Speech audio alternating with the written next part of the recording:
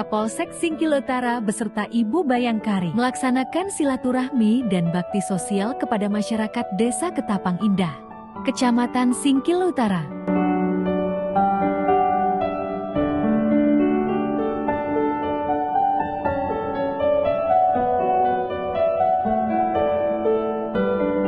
Belum Pak, lemas. Bisa lemas ya, tangan lemas ya kayaknya. Lemas, ya, cuman badannya habis.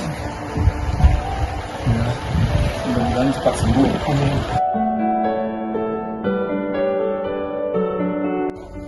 Terima kasih kepada Bapak Kapolsek Singkil Utara yang telah memberi bantuan kepada kami sekadarnya. Alhamdulillah kami sangat senang menerimanya. Semoga kedepannya Bapak Kapolsek Singkil Utara semoga sukses dan mudah rezekinya, amin.